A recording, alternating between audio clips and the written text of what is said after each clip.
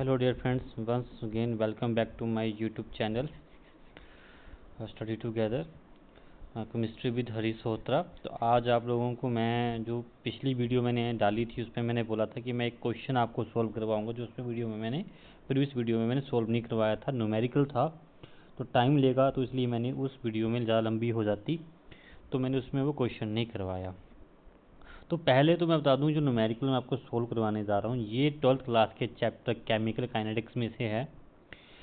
Very important chapter for the preparation of HP commission non medical 2025। यहाँ से बहुत सारे क्वेश्चन जो पेपर में आ सकते हैं, 2-3 क्वेश्चन तो यहाँ से बनते ही हैं। ठीक है, क्वेश्चन पक्का यहाँ से आते हैं।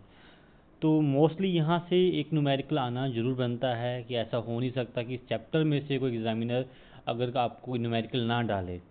ठीक है, जो भी एक्सपर्ट होगा वो इस चैप्टर में से केमिस्ट्री का न्यूमेरिकल जरूर डालेगा।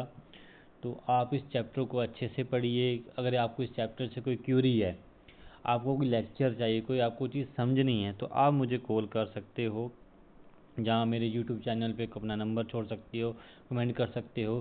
क्योंकि मैंने अपने व्हाट्सएप ग्रुप पे HPTGT 2025 के लिए एक व्हाट्सएप ग्रुप बनाया है जिसमें मैं उन बच्चों को ऐड कर रहा हूँ जो बच्चे HPTGT कमीशन की तैयारी कर रहे हैं। ठीक है, तो उनको कई बार वीडियो पहुंच नहीं पाती यूट्यूब में, उन्हें टाइम नहीं होता, तो उनको मैं व्हाट्सएप ग्रुप में वो वीडियो भेज दिया करूँगा। अगर कोई भी बच्चा मेरे व्हाट्सएप ग्रुप पे जुड़ना चाहता है तो प्लीज़ कमेंट में अपना नंबर छोड़िए, मैं उसे ऐड कर लूँगा। ठीक है, और मैं आपको वहाँ पे एडमिन भी बना दूँगा जिससे आप और भी बच्चों को उस ग्रुप में जोड़ सकते हो। तो आइए क्वेश्चन को सोल्व करते हैं।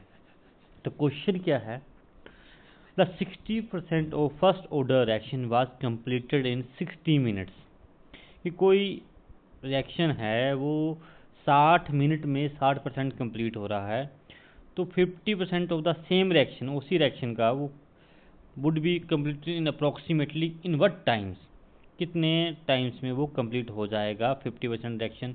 तो 50% रिएक्शन का मतलब है आपको हाफ लाइफ टाइम पीरियड निकालना है उस रिएक्शन का, जिसमें उस रिएक्शन की जो इनिशियल कंसंट्रेशन है वो क्या, इनिशियल कंसंट्रेशन जो 50% रिड्यूस कर जाएगी, मतलब हाफ ऑफ कंसंट्रेशन जो है वो कितने टाइम में रह रही है।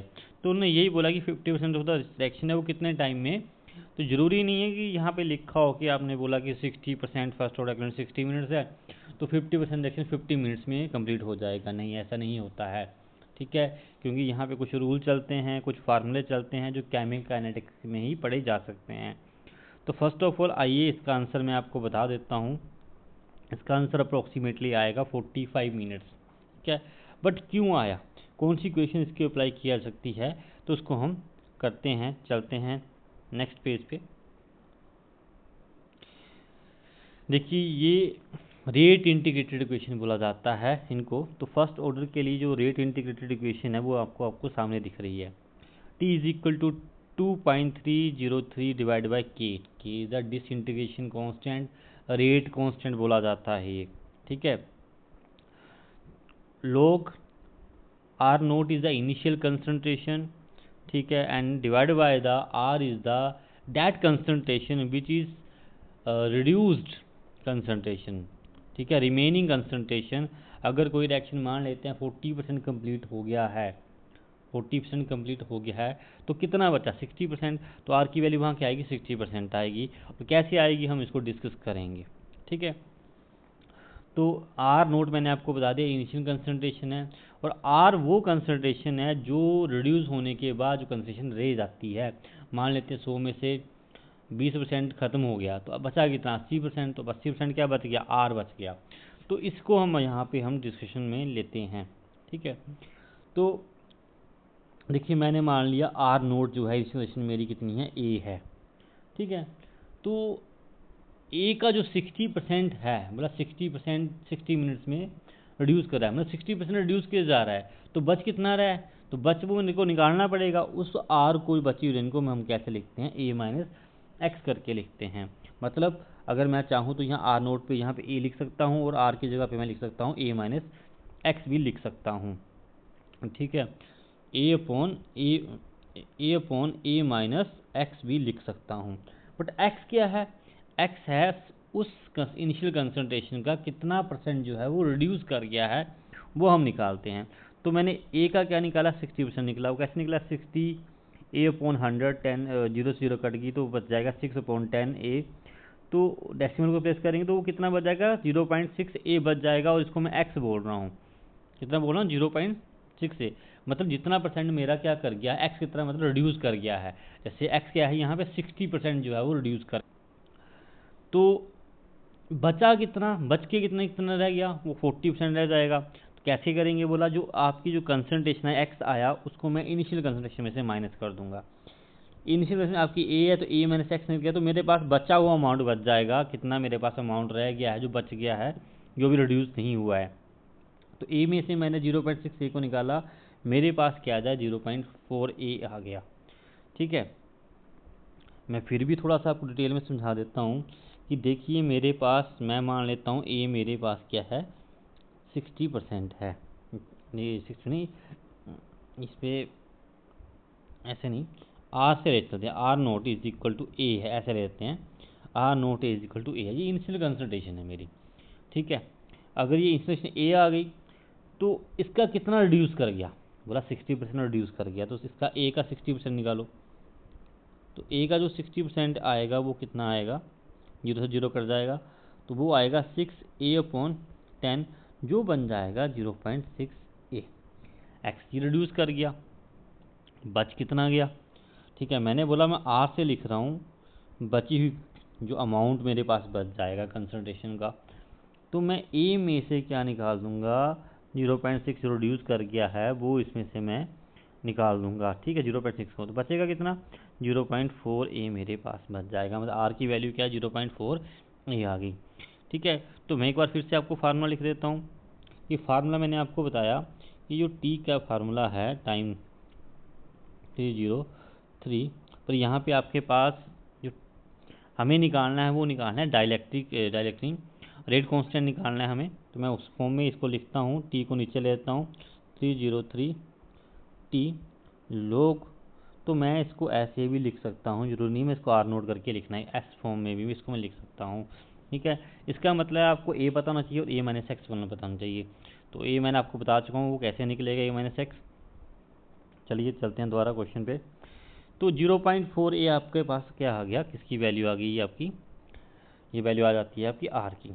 फिर फार्मूले में आ जाते हैं, तो फार्मूले में हमने टू, अब देखिए हमें डाइलेक्ट्रिक कांस्टेंट नहीं पता, डाइलेक्ट्रिक नहीं, रेट कांस्टेंट हमें नहीं पता है, सॉरी रेट कांस्टेंट हमें नहीं पता है, उसकी बात हम कर रहे हैं। तो इसको निकालने के लिए हमें इसकी कैलकुलेशन करनी पड़ेगी। तो यहाँ पे आर नोट की वैल्यू मैंने ए पुट कर दी, आर की वैल्यू 0.4 ए पुट कर दी।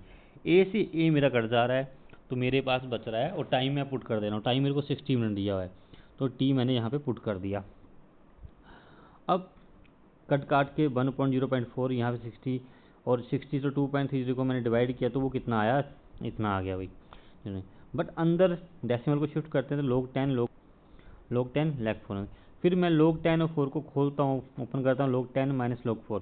तो आप लोगों को पता है log 10 1 के बराबर होता है, तो यहाँ मैंने 1 पुट कर दिया। फिर आता है log 4 को मैंने कैसे लिखा है, और 4 को कैसे लिखा, 2 की पावर 2।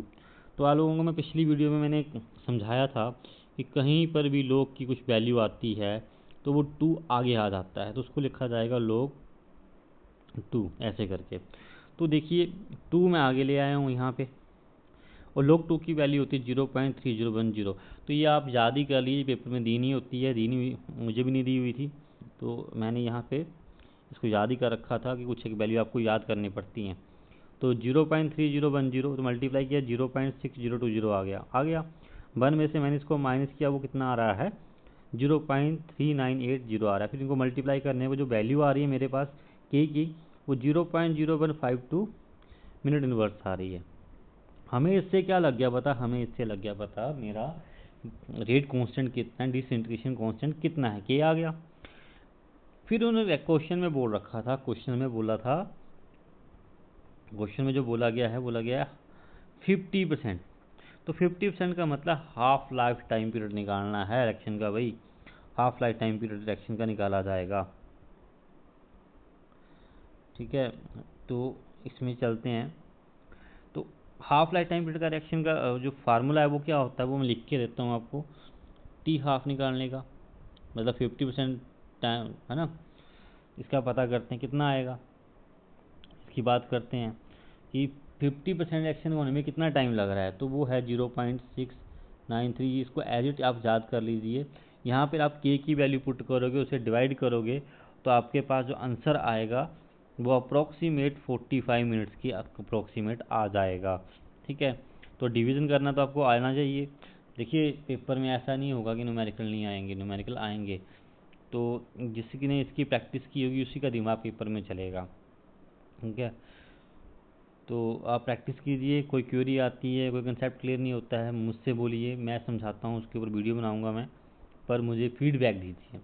जब तक आप मुझे फीडबैक नहीं देंगे मुझे पता नहीं चलेगा मुझे कि मैं कौन सा कंसेप्ट कैसे मैं आप लोगों को आगे डिस्प्ले करूं।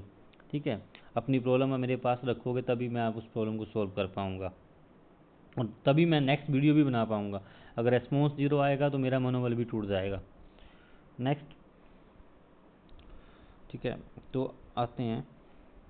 तो यहाँ पे मैंने इसकी वैल्यू पुट करी यहाँ पे। ठीक है, और जो वैल्यू आई वो 45.59 आई, 45 मिनट आई।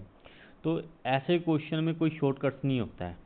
ठीक है, क्योंकि यहाँ पे के की वैल्यू पर क्वेश्चन डिपेंड करता है, के की वैल्यू।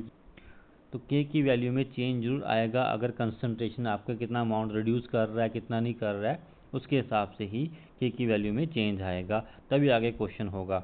ठीक है, तो जिसको मैथमेटिक्स में थोड़ा बहुत नॉलेज है, जो कर रहा है, जिसको ये क्वेश्चन समझ में नहीं आया, अगर फिर भी मेरे को बताए, मैं फिर भी समझा दूंगा फिर से। पर आप केमिकल काइनेटिक्स के जो 12th का चैप्टर है उसमें जाके इस टाइप के न्यूमेरिकल को पक्का कीजिए। मैं डेफिनेटली बोलता हूँ वहाँ से क्वेश्चन आएगा, नहीं आएगा तो मुझसे बात कीजिएगा। ऐसे कभी नहीं हो सकता कि यहाँ के चैप्टर में से न्यूमेरिकल ना आए। ठीक है, तो आई होप आपको ये कंसेप्ट क्लियर हुआ होगा, और अगर नहीं हुआ है तो फिर से इस पर कमेंट कीजिए, मैं फिर अच्छे से इसको समझाऊँगा। थैंक यू, धन्यवाद।